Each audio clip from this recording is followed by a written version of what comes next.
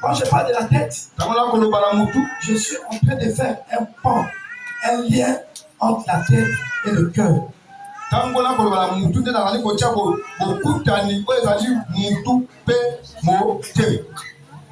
Il y a des gens, dès que tu atteins les cieux de sa porte,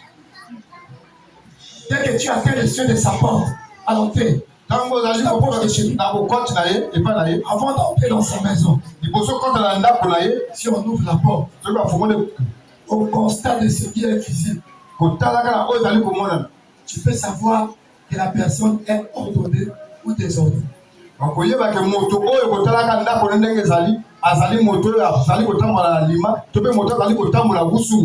Frère fiston, il y a des gens chez eux.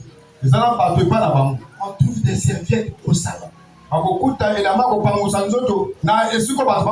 On trouve les torchons dans la chambre.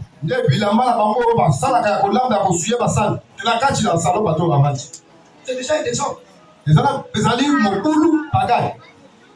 Vous voyez ça? L'ordre est dans la tête.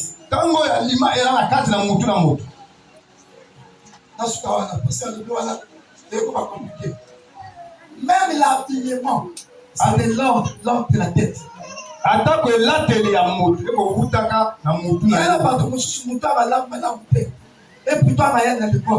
Mais le corps a ordre dans la mouture de tête.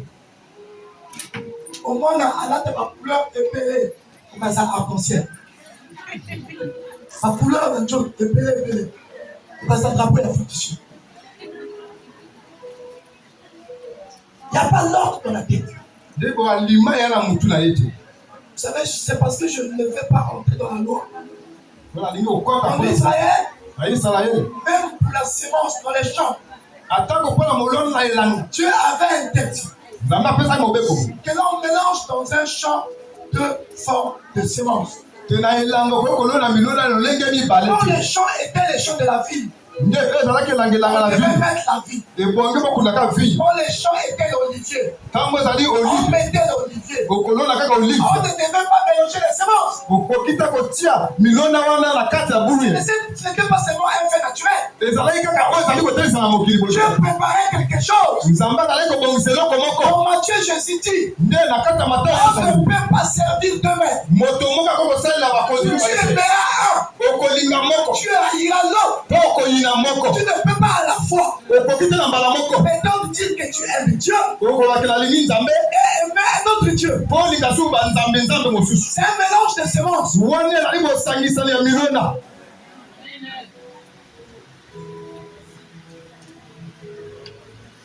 Amen.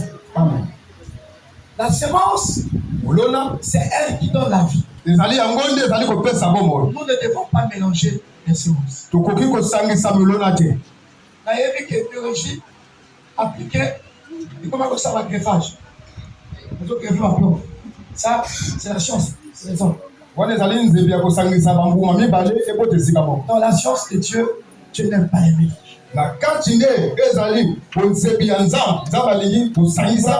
Il est ici dans la parole. On ne peut pas être à la fois dans la lumière et dans les ténèbres. Tu es dans la lumière ou tu es dans les ténèbres.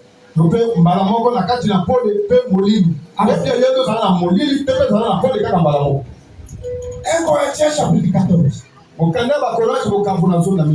L'apôtre Paul commence.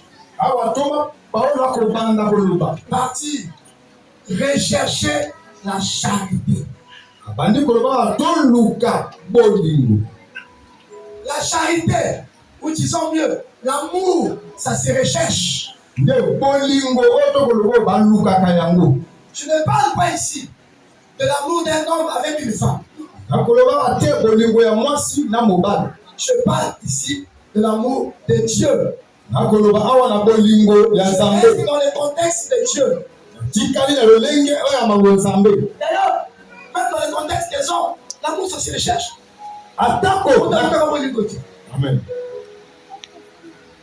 Moi aussi, à la postage en mobile parce que